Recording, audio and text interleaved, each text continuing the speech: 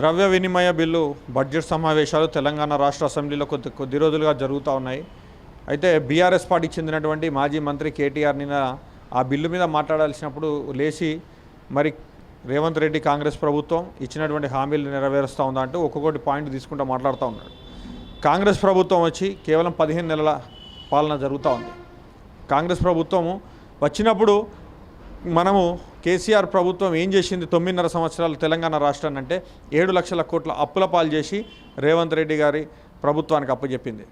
తెలంగాణ రాష్ట్రాన్ని 2014లో యూపీఏ సోనియా గాంధీ గారు 60,000 కోట్ల మిగులు బడ్జెట్తోనే ఆంధ్రప్రదేశ్ నుంచి విడగొట్టి హైదరాబాద్తో కూడినటువంటి మంచి రెవెన్యూ ఉన్నటువంటి రాష్ట్రంగా కేసీఆర్కి అప్పచెప్తే ఆ రోజు 9.5 సంవత్సరాలు ఏం చేసిండు ఆయన?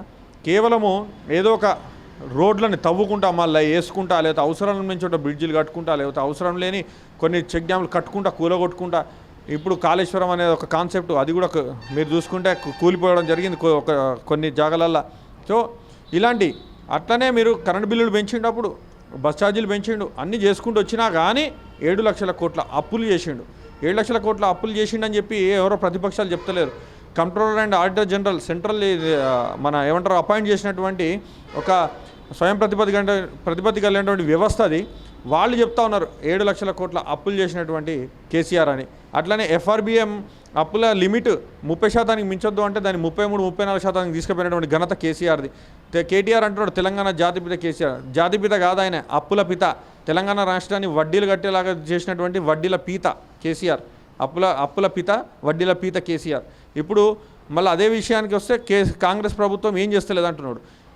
అంటే రాష్ట్ర ప్రభుత్వ ఉద్యోగులకు మీరు జీతాలు 16-20 తారీఖు దాకా కూడా ఇవ్వలేని పరిస్థితి, 2-3 నెలలకు ఒకసారి కాంట్రాక్ట్ ఎంప్లాయీలకి 6 నెలలకు ఒకసారి జీతాలు ఇచ్చినటువంటి పరిస్థితి మీరు ఆ రోజు తెలంగాణ రాష్ట్రం నడిపిస్తే రేవంత్ రెడ్డి గారు ఎక్కడి నుంచి సంపద సృష్టిస్తారని చెప్పి కాంగ్రెస్ ప్రభుత్వం ఇమ్మీడియట్గా ఇవన్నీ చేస్తుంది అనుకుంటున్నారు. మీరే చెప్పాలి అది ప్రజలకు. మేము అప్పులు చేసినాము, రాష్ట్రాన్ని అప్పుల పాలు చేసి నిధులు లేకుండా ఇచ్చినాము, వాళ్ళు కొద్ది రోజులు అయితే చేస్తారని మీరే చెప్పాలి, మీరు నిజంగా మీకు నియత అనేది ఉంటే.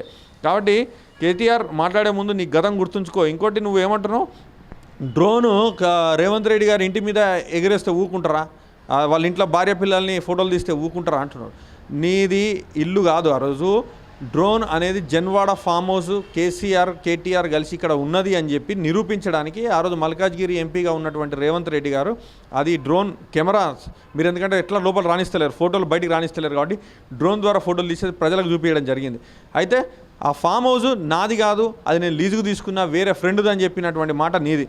మరి ఈరోజు జన్వాడ ఫామ్ హౌస్ మీద వేస్తే వాళ్ళ కుటుంబ సభ్యులు అనుకుంటూ రేవంత్ రెడ్డి గారు మాట్లాడుతున్నారు. ఆ రోజు జన్వాడ ఫామ్ హౌస్లో ఉన్నది మరి మీ కుటుంబ సభ్యులా? జన్వాడ ఫామ్ హౌస్ మీ ఇల్లా? అదని ఒప్పుకోండి. ఆ రోజు అందులో ఉన్న వాళ్ళకు మీకు ఉన్నటువంటి సంబంధం ఏంది అదని ఒప్పుకోండి. అనవసరంగా రేవంత్ రెడ్డి గారి కుటుంబ సభ్యులను, నాయకుల కుటుంబ సభ్యులను తీయమాకండి. మీరు అప్పుడు ఎవరెవరైతే నాయకులు మీ మీద వ్యతిరేకంగా మాట్లాడుతున్నారో, పోరాడుతున్నారో వాళ్ళ ఇళ్లకు తలుపులు బద్దలు కొట్టి అర్ధరాత్రి పూట బెడ్రూమ్లకు పోలీసులను పంపి అర్ధరాత్రి పూట అరెస్టులు చేసినటువంటి సంఘటనలు ఉన్నాయి. CRPC 41 నోటీసులు ఇచ్చి పంపించాల్సినటువంటి కేసులలో కూడా కొంతమందిని స్టేషన్లలో కొట్టి 3rd డిగ్రీ ప్రయోగించి కొంతమంది మీద మీరు రిమాండ్లకు పంపించి అంటే కోర్టులు కూడా మీ మీద మొటికాయలు వేయడం జరిగింది ఆ రోజు. అలాంటి నియంతృత్వ రాచరిక పాలన నుంచి ఈరోజు ప్రజాస్వామ్య పాలన దిశగా నడుస్తున్నటువంటి తెలంగాణ రాష్ట్రాన్ని మీరు కూడా మద్దతు తెలిపి కాంగ్రెస్ ప్రభుత్వం రేవంత్ రెడ్డి గారికి మీరు మద్దతు తెలిపాలి. మీ ప్రజలకు మీరు నిజంగా మేము చేసింది ఇది కాబట్టి వీళ్ళు చేయలేకపోతున్నారని చెప్పాల్సినటువంటి బాధ్యత అసెంబ్లీ సాక్షిగా కేటీఆర్ మీద ఉంది. కేటీఆర్ ఇప్పుడు మాట్లాడుతున్నాడు. ఆ రోజు ప్రతిపక్షంలో ఉన్నప్పుడు రేవంత్ రెడ్డి గారు గానైనా ఎవరైనా కానీ వాళ్ళ మనవడు ఎవరైతే కేసీఆర్ మనవడు కేటీఆర్ కొడుకు ముఖ్యమంత్రి కాన్వాయ్లో కూర్చొని వచ్చి సెక్రటేరియట్లో ముఖ్యమంత్రి ఛాంబర్లోకి తన ఫ్రెండ్స్ని తీసుకెళ్ళి ఒక పిక్నిక్ లాగా వాళ్ళని మళ్ళీ అదే కాన్వాయ్లో తీసుకెళ్ళడం ఇవన్నీ చూసినప్పుడు అక్కడ రేవంత్ రెడ్డి గారు అని కాదు, అక్కడ నేనున్నా అట్లనే మాట్లాడతాం, ఎవరైనా మాట్లాడతాం. ఊరికే ఇంట్లో ఆడుకుంటున్నటువంటి పిల్లగాని మీద ఎవరు మాట్లాడలే. అనవసరంగా పాలనా వ్యవస్థలో ఇన్వాల్వ్ అయినందుకు మాట్లాడాల్సి వచ్చింది ఆ రోజు. ఎందుకు ఉండదండి ఆవేశం, ఎందుకు ఉండదు? దిక్కు చేతిలో పైసలు లేవు, రాష్ట్రం ఏమైపోతుందో అన్న భయంతో ఆయన ఆవేశం ఎందుకు పడద్దు? మీరే ఆయనను ఆవేశపడేటట్టు ఏం చేస్తలేడు కూడా ప్రజల్లోకి మీరే అబద్ధాలు ప్రచారం చేసినప్పుడు ఎవరికైనా ఆవేశం వస్తుంది. మీరు నిజంగా నిండు కుండనిచ్చిండ్రా? మీరు అప్పుల కుప్పనిచ్చిండ్రు కాబట్టి ఆవేశం వస్తుంది. మీకు ఏ వ్యక్తి అయినా నాయకుడిగా ఎదగాలంటే ఖచ్చితంగా మంచిని మంచి అని చెప్పాలి, శాంతంగా ఉండే టైంలో శాంతంగా ఉండాలి, ఉద్వేగంగా ఉండేటువంటి ఉద్వేగానికి లోను కావాలి, అట్లాగే క్రోధం విరోధం ఇలాంటివి అన్నీ ఉంటేనే నాయకుడు అనేటువంటి అవుతాడు. ఇప్పుడు మీరు అందరూ గిచ్చి కయ్యం పెట్టుకుంటే అంటే చూసుకుంటూ కూర్చుంటారా? ఖచ్చితంగా అపరిచితుడు అనేది ప్రతి వ్యక్తిలో ఉండాల్సిందే నాయకుడి. మీకు బూతులు తిట్టుడు ఒక్కరు కాదు, బూతులు కేసీఆర్ని కేటీఆర్ని ఆ ప్రభుత్వాన్ని దాదాపు 4.5 కోట్ల మంది తెలంగాణ ప్రజలు అందరు తిట్టిండ్రు. ఇంకోటి మీరు కేసీఆర్ జాతిపిత, ఇంతకుముందే నేను చెప్పిన ఆయన జాతిపిత కాదు, కేసీఆర్ తెలంగాణ రాష్ట్రానికి అప్పుల పిత, వడ్డీల పీత. మీ భార్య పిల్లల గురించి ఏ రోజు కూడా ఆ డ్రోన్ కెమెరాలు తీయలే. మళ్ళీ చెప్తున్నా, జన్వాడ ఫామ్ హౌస్లో ఉన్నటువంటి వాళ్ళు మీ కుటుంబ సభ్యులా? జన్వాడ ఫామ్ హౌస్ మీ ఇల్లా, లేకపోతే మీ ఇంటి చుట్టూ ఏమైనా కెమెరాలు పెట్టినరా? జన్వాడ ఫామ్ హౌస్కి మీ ఇంటికి ఎలాంటి సంబంధం లేదు కాబట్టి మీరు అనవసరంగా రేవంత్ రెడ్డి గారి కుటుంబానికి దీనికి ముడిపెట్టొద్దు. తులం బంగారం అనే కాన్సెప్ట్ 6 గ్యారంటీల్లో లేదు. 6 గ్యారంటీలు అనేటివి మహిళలకు, యువకులకు, రైతులకు సంబంధించినటువంటివి. అందులో మీకు ఉచిత విద్యుత్ సంబంధించినటువంటి అంశం ఆల్రెడీ నెరవేరుస్తూనే ఉన్నారు. 200 యూనిట్లు ఇస్తూనే ఉన్నాం.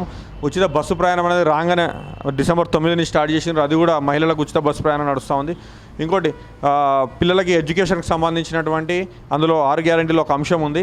దాన్ని యంగ్ ఇండియా స్కిల్ మన స్కూల్స్ అని చెప్పి ప్రాజెక్ట్ స్టార్ట్ అవుతూ ఉంది. దానికి శంకుస్థాపనలు కూడా స్టార్ట్ అవుతున్నాయి. గురుకులాలు కట్టించే బాధ్యత కూడా ఇంగ్లీష్ మీడియం చదువులు మన పేదలకు అందించేదానికి అది కూడా నడుస్తూనే ఉంది. రైతు భరోసా కూడా మనకి పేద రైతులకు సాగు చేస్తున్నటువంటి భూమికి ఇవ్వడం జరిగింది. మీకు ఇట్లాంటివన్నీ చేసుకుంటూ పోతూనే ఉన్నారు. ఇక తులం బంగారం ఇటువంటివన్నీ వాళ్ళు అట్లే మాట్లాడతారు. 100 ముచ్చట్లు 100 హామీలు చేసిండు కేసీఆర్. 7 లక్షల కోట్ల అప్పులు చేసినాక ఇంకెక్కడి తులం బంగారం? తర్వాత మాట్లాడదామని చెప్పండి. అదంతా మీరు ఎక్కడికైనా సిరిసిల్ల కాదు, అవసరమైతే గజ్వేల్కి కూడా పోదాం, లేకపోతే మీ నాన్నగారి ఫామ్ హౌస్ ఉన్నటువంటి ఎర్రవెల్లికో ఆయన దత్త తీసుకున్నటువంటి ఆ గ్రామాలకు పోదాం. మరి వాళ్ళు ఏం చేసిండ్రండి? ఆయన దత్తత తీసుకుని మంచి మంచి భోజనాలు పెట్టి అందరినీ చికెన్ మటన్ తినిపించి బయటికి పంపించినటువంటి గ్రామాలు ఎన్నో ఉన్నాయి కదా, అక్కడికి కూడా పోయి అడుగుదాం. అనవసరంగా ఎందుకు? రైతు బంధు అనేది మీరు ఎవరెవరికి వేసిండ్రు అనేది అందరికీ తెలుసు. 60 ఎకరాలు 100 ఎకరాలు బీడు భూములు, అసలు సాగు చేయనటువంటి భూములు, ఎలాంటి వ్యవసాయానికి సంబంధం లేనటువంటి భూములకు మీరు ఇచ్చిండ్రు. రాష్ట్ర ఖజానాన్ని కొల్లగొట్టింది మీరు. ఇప్పుడు ఎందుకు మాట్లాడుతున్నారు? తెలంగాణ ఉద్యమం అనేది నీళ్లు నిధులు నియామకాలతో బంగారు తెలంగాణ చేస్తా అని ఆ రోజు టీఆర్ఎస్ ఉండే, ఇప్పుడు బీఆర్ఎస్ ప్రభుత్వం అంటే టీఆర్ఎస్ను బీఆర్ఎస్గా మార్చుకున్నారు. ఎందుకంటే టీఆర్ఎస్ ఉంటే ఓన్లీ తెలంగాణ వరకు అవుతుంది, భారత్కి నేత అవుతా అని ఈరోజు ఓడిపోయిన పార్టీ బీఆర్ఎస్ పార్టీ. నీళ్లు నిధులు నియామకాలతో తెలంగాణ ఉద్యమం నడిచింది. దీనిలో ఓయూ విద్యార్థుల నుంచి అనేక విద్యార్థులు రోడ్డు మీదకి వచ్చి కుల సంఘాలు కానీ జేఏసీ సంబంధించిన నాయకులు కానీ బయటికి వచ్చి ఈరోజు ధర్నా చేస్తే మీరు టీఆర్ఎస్ గవర్నమెంట్ని ఏర్పాటు చేయడం జరిగింది. నా బిడ్డకి ఎలాంటి పదవులు అవసరం లేదు, నా కొడుకుకి ఎలాంటి పదవులు అవసరం లేదు అని చెప్పి ఈరోజు మంత్రి పదవి కానీ మీ కుటుంబ పరిపాలన చేసి ఈరోజు తెలంగాణ ప్రభుత్వం మిగులు అంటే లాభాల్లో ఉన్న తెలంగాణ ప్రాంతాన్ని ఇవాళ మీరు లోటు బడ్జెట్గా మీరు చేసింది ఘనత బీఆర్ఎస్ పార్టీది కాదా? ఈరోజు నిధులు నియామకాలతో ఇంటింటికి ఒక ఉద్యోగం ఇస్తా అని చెప్పి హామీ ఇచ్చింది బీఆర్ఎస్ పార్టీ కాదా? మరి ఇంటింటికి ఒక్కొక్క ఉద్యోగం ఇచ్చినారా? ఇయ్యలేదు. కానీ మీరు కాంగ్రెస్ పార్టీ గురించి ఈరోజు 15 నెలలు వచ్చిన తర్వాత కాంగ్రెస్ పార్టీ గురించి మీరు మాట్లాడడం జరుగుతుంది. 1000 కోట్ల రూపాయలు మీరు అప్పు చేసి ఇటు ప్రజలపైన అప్పు చేసి అటు ప్రభుత్వం పైన అప్పు చేసి ప్రజలపైన ఏ విధంగా అంటే ప్రజల దగ్గర పనులు చేపించుకొని బిల్లులు ఆపి ప్రజలను చూడండి, విద్యార్థుల దగ్గర ఫీజు రేమెంట్ బకాయిలు కూడా మీరు విడుదల చేయలేదు. అంటే ఫీజు రేమెంట్లు కొన్ని 1000 కోట్ల రూపాయలు మీరు బకాయిలు ఉంచి మీరు ప్రభుత్వం మాకు ఇవ్వడం జరిగింది. మేము ఈరోజు ఒక్కొక్కటి మేము తేరుకుంటూ మేము ఈరోజు ప్రభుత్వాన్ని నడిపించే విధంగా మేము ఉన్నాం. ప్రతి సంవత్సరం కాళేశ్వరం పేరు మీద 6500 కోట్ల రూపాయలు మేము ఈరోజు కట్టే పరిస్థితుల్లో. ఏదైనా ప్రాజెక్టు కట్టినట్టయితే ఆ ప్రాజెక్టు నుంచి మీకు ఆదాయం ప్రభుత్వానికి వస్తుందని ఊహించడం జరుగుతుంది. ఎలాంటి ఒక్క రూపాయి కూడా ఈరోజు ఆదాయం లేదు కాళేశ్వరం ప్రాజెక్టు వల్ల. మనం ఉల్టా 6500 రూపాయలు మనం ప్రతి ఏటా మనం కడుతున్నాం. ఇలాంటి ప్రాజెక్టుల వల్ల ప్రజలకు ఒరిగేది ఏమీ లేదు. కానీ అందుకోసమే మిమ్మల్ని ప్రజలు ఓడగొట్టినారు. మీరు ఏమంటున్నారు? ఒక సిటీ కట్టుతున్నారు, పైసలు ఏ విధంగా వచ్చినాయి అంటున్నారు. ఆ సిటీ కట్టినట్టయితే ట్యాక్స్ పరంగా కానీ అక్కడ ఇండస్ట్రీస్ పరంగా కానీ మనకు నిధులు కానీ ట్యాక్సులు కానీ వచ్చే అవకాశం ఉంటుంది. మీరు ఏం చేసినారు? కరెంట్ బిల్లు పైన ఒక 200 యూనిట్కి ఒక కరెంట్ బిల్లు, 300 యూనిట్లకు కరెంట్ బిల్లు, 500 కరెంట్ బిల్లు, ఒక యూనిట్కి వేసుగా మీరు కరెంట్ బిల్లు కూడా పెంచుకుంటూ పోయినారు. ప్రజలను మీరు ఎక్కడికి అక్కడ మీరు ప్రజలను ఎక్కడికక్కడ దోపిడీ చేసి ఈరోజు మీరు అధికారం కోల్పోయినారు. మీరు ప్రజలకు మీరు అల్లుడు వస్తే ఏడ వండాలి, బిడ్డ వస్తే ఏడ వండాలి అని మీరు చెప్పినారు. 200 డబుల్ బెడ్రూమ్ ఇస్తా అని చెప్పినారు. మీరు డబుల్ బెడ్రూమ్ ఇవ్వలేదు. దళితునికి ముఖ్యమంత్రి నేను ప్రభుత్వంగా రాగానే నేను దళితులకు ముఖ్యమంత్రి చేస్తా, ముస్లింలకు 12% రిజర్వేషన్ కల్పిస్తా అని మాటలు మాట్లాడింది తప్ప, లేకుంటే నేను గొంతుగా కడిగేసుకుంటా అని చెప్పిన మీ నేత ఏమైంది? ఈరోజు మీ ప్రభుత్వం ఫెయిల్ అయింది, మీకు అధికారం పోయింది అని మీరు ఇష్టానుసారంగా మా నాయకుడి గురించి మీరు మాట్లాడినట్టయితే ఖబర్దార్ కేటీఆర్, మిమ్మల్ని ఎక్కడికక్కడ మేము తిరగనీయము. మరియు మీరు ఇక మీకు అధికారం మీకు ఎప్పటికి శాశ్వతంగా రాదు, మీరు మర్చిపోండి. అధికారం ఎప్పటికీ కాంగ్రెసే ఉంటుందని నేను చెప్తున్నా. ప్రజాపాలన రేవంత్ రెడ్డి గారు తెలంగాణ రాష్ట్రంలో చేస్తున్నారు.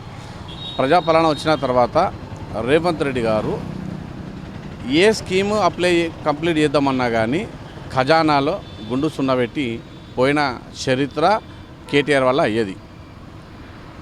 రూపాయి లేకున్నా అక్కడికక్కడ అడ్జస్ట్ చేసుకుంటా ఇచ్చిన హామీలను ఒక్కొక్కటి నెరవేర్చుకుంటా ప్రజాపాలనలో రేవంత్ రెడ్డి గారి పాత్ర ముఖ్యమైన పాత్ర. ప్రజలకు తెలుసు రేవంత్ రెడ్డి గారు కాంగ్రెస్ పార్టీ యొక్క పాలన ఎలా ఉంటుందనేది ప్రజలకు అర్థం చేసుకొని తెలంగాణ ప్రజలు సహకరిస్తున్నారు రేవంత్ రెడ్డి గారి ప్రభుత్వానికి. ఖచ్చితంగా ఏదైతే హామీలు ఇచ్చారో గవర్నమెంట్ కేసీఆర్ మన ప్రజాపాలన ఖచ్చితంగా దానికి కట్టుబడి రేవంత్ రెడ్డి గారి ప్రభుత్వం ఉంది. రేవంత్ రెడ్డి గారు ఖచ్చితంగా ఆ మాటకు కట్టుబడి ఉండే వ్యక్తి అనేది మర్చిపోవద్దని కేటీఆర్ గారికి చెప్తున్నాను. 100% ఆవేశం ఉంటుంది. అదే గవర్నమెంట్ టీఆర్ఎస్ పార్టీ గవర్నమెంట్ ఉన్నప్పుడు రేవంత్ రెడ్డి ఎక్కడ సీఎం అవుతాడు, రేవంత్ రెడ్డి ఎక్కడ గవర్నమెంట్ తీసుకొస్తాడు, రేవంత్ రెడ్డి ఎక్కడ మాకు దక్కని పదవులు, మాకు మా అప్పుల బాధలు మా అన్నీ ఎక్కడ బయట పెడతారనే ఆలోచనతోటే అక్రమంగా అరెస్ట్ చేసి వాళ్ళ కుటుంబానికి దూరం చేసిన ఘనత ఈ తెలంగాణ బీఆర్ఎస్ పార్టీకే చెందుతుంది. ఇదే కేటీఆర్ అసహనంగా మాట్లాడుతున్నాడు అంటున్నాడు. అసహనంగా ఎందుకు మాట్లాడుతున్నాడు అంటే అసహనం రేవంత్ రెడ్డి గారు కాదు, కేటీఆర్కి అసహనం. ఎందుకంటే అరే నేను కూర్చునే కుర్చీలో ఇలా రేవంత్ రెడ్డి వచ్చి కూర్చున్నాడు. మా అయ్య అప్పుడు ఇవ్వమంటే నేను ఇంట్లో ఎన్ని గొడవలు పెట్టినా మా అయ్య నాకు ఇవ్వలే. అప్పుడు నేనైనా తెచ్చుకుందామంటేనేమో ఇప్పుడు నాకు మా మామ అడ్డవుతుండు, మాకు నా చెల్లి అడ్డమవుతుందని పిచ్చోడు ఒక అపరిచితుడు లెక్క వ్యవహరిస్తున్నది కేటీఆర్, రేవంత్ రెడ్డి కాదు. ప్రతీకారంతో ఏ రకరకాల నష్టము మాకు ప్రతీకారం తీసుకునే లేదు. తెలంగాణ ప్రజలు ఒక అవకాశం ఇచ్చింది రేవంత్ రెడ్డి గారికి. రేవంత్ రెడ్డి గారు తెలంగాణ ప్రజలకు న్యాయం చేయాలి, తెలంగాణ ప్రభుత్వంలో తెలంగాణ ప్రజలకు అన్ని రకాలుగా చూసుకోవాలని ఒక ఉద్దేశం ఉంది తప్ప ఆయన అపచిత్రుడు కాదు. కేటీఆర్ అపచిత్రుడు. ఎందుకంటే ఆయనకి ఏం మాట్లాడినా ఏం అర్థమైతే లేదు. మొన్న కరీంనగర్లో గంగుల కమలాకర్ గారు సభ పెట్టిళ్ళు. ఆ సభాపరంగా మొత్తం మళ్ళాకంతే పైన లోటారం ఏదో పైన శర్వాణి అందరు గర్మి అన్నట్టు బట్టి షో చేసి పోయిండు. ఆయనను పాదయాత్ర పెడతా అంటుండు, ఇంకేదో అంటుండు. 100% కేటీఆర్ గారికి మంచి సూచన ఇస్తున్నాము తెలంగాణ ప్రజలుగా. ఒకవేళ కేటీఆర్ గారు ఆయనకు కావాల్సింది ప్రతిపక్ష హోదాలన్నా లేకపోతే తెలంగాణ ప్రజల కోసం కొట్లాడదాం స్వచ్ఛందంగా దాన్ని మేము ఆహ్వానిస్తాము. కానీ వట్టిగా రేవంత్ రెడ్డి గారు టార్గెట్ అయితే బిడ్డ నువ్వు రాబోయే కాలంలో పాదయాత్ర ఇద్దాం అనుకుంటున్నాము, నీ మీద టమాటాలు గుడ్లు పడే యాత్ర చేసుకోవద్దని హెచ్చరిస్తున్నాం. జాతిపిత తెలంగాణకి ఎవరు కాదు. జాతిపిత హోదా ఇవ్వాలంటే తెలంగాణ ప్రజలకు ఇవ్వాలి. తెలంగాణ ఉద్యమంలో కీలక పాత్ర పోషించింది జాయింట్ యాక్షన్ కమిటీ. అది ఏ కులాలు కానీ విద్యార్థి సంఘాలే కానీ ఇంకేదైనా కానీ ప్రతి ఒక్క దానికి జాయింట్ యాక్షన్ కమిటీ అనేది తెలంగాణ ఉద్యమంలో కీలక పాత్ర పోషించింది. కాబట్టి ఆ జాయింట్ యాక్షన్ కమిటీ జాతిపిత అవుతారు. కానీ ఇట్లాంటి వాళ్ళు ప్రజలను మభ్యపెట్టి ప్రజలను అబద్ధాలు చెప్పి అధికారంలోకి వచ్చినాక ఒకటి అధికారం రాకముందు ఒకటి రెచ్చగొట్టే అవలగాళ్లకు జాతిపేద అనడం అది సిగ్గుచేటు. బిడ్డ నువ్వు ఇంకోసారి అనుకోవద్దు. తెలంగాణ రాష్ట్రం తెచ్చింది కాబట్టి జాతిపేద అన్నావు. బీఆర్ఎస్ పార్టీ పెట్టి దేశమంతా తిరిగి దేశానికి జాతిపేద అనుకున్నాడు వాళ్ళయ్యా. అటువంటి పదవులు పేరు కావాలనే ఆలోచన తప్ప వేరే ఆలోచన ఉన్న వ్యక్తులు వాళ్ళు. దేవుళ్ళను ఎందుకు మోసం చేస్తారు? దేవుళ్ళను మోసం చేసే చరిత్ర ఉంటుందా? దేవుళ్ళను మోసం చేసినప్పుడు ఎప్పటికప్పుడు నాశనం అయిపోతాడు. దేవుళ్ళను ఈ రాజకీయాలను తీసుకురావడమే తప్పు. రైతులను ఎక్కడ మోసం చేసిండండి? రైతులకు తెలంగాణ బడ్జెట్లో తెలంగాణ గవర్నమెంట్లో ఖజానాలో డబ్బులు ఉన్నప్పటికీ అటు ఇటు సదిరి రైతులకు న్యాయం చేస్తున్నాడు ఇలా రేవంత్ రెడ్డి గారు. ఇక కేసులు పెట్టే విషయము టీఆర్ఎస్ గవర్నమెంట్ హరీష్ రావు కేటీఆరే మాట్లాడాలి. ఇవాళ ప్రజాపాలన అంటే ఇవాళ ఒక ఎమ్మెల్యే కూడా స్వేచ్ఛగా ఒకటి ప్రెస్ మీట్ పెట్టే గత 10 సంవత్సరాలు లేనిది ఇలా జరుగుతుంది. ఒక ఎమ్మెల్యేను సీఎం కలిసే పరిస్థితి లేదు. ఒక కామన్ మ్యాన్ ఇప్పుడు నేను కలుద్దాం అనుకుంటే ఒక 2 రోజులు కష్టపడితే నేను సీఎంను కలిసి నీ ఫోటో పెట్టే అంత సీఎం దగ్గరైన సీఎం రేవంత్ రెడ్డి ఉన్నారు. పరిపాలన అట్లా ఉన్నది. దానికి కేసులు పెట్టే పరిస్థితి అంటే కేసులు ఎవరికి పెట్టలేదు. అది టీఆర్ఎస్ గవర్నమెంట్ జరిగింది. ప్రజాపాలన కాంగ్రెస్ పార్టీలో ఆ ఆలోచన లేదు, ఆ వ్యక్తిత్వ పంచాయతీలు లేవు. ఎగ్జాంపుల్ ఒకటే చెప్తా హరీష్ రావు గారు ప్రతి ఒక్క సంఘానికి ప్రతి ఒక్క దానికి ఒక కార్పొరేషన్ అనేది రాష్ట్ర గవర్నమెంట్లో ఉన్నది. ఇలా ఎస్సీ కార్పొరేషన్ అయితేనేది, ఎస్టీ కార్పొరేషన్ అయితేనేది, బీసీ కార్పొరేషన్ అయితే మైనారిటీ కార్పొరేషన్, దాంట్లో ఉన్న బడ్జెట్ను కేసీఆర్ అది వాళ్ళ ఆ కులాలకు ఇవ్వకుండా ఆ బడ్జెట్ తీసుకొని వేరే దాంట్లో కాళేశ్వరం ఇంకేదోనో ఇంకోనో బడ్జెట్ పడిన ఘన చరిత్ర కేసీఆర్. మీ కేసీఆర్కి చెప్పు ఆ ముచ్చట. రేవంత్ రెడ్డి గారు వచ్చిన 14-15 నెలలనే ప్రతి ఒక్క కార్పొరేషన్లో ఇలా లోన్లు అప్లై చేసుకునే సౌకర్యాన్ని కల్పించింది కాంగ్రెస్ గవర్నమెంట్. అది రేవంత్ రెడ్డి గారి ప్రభుత్వం.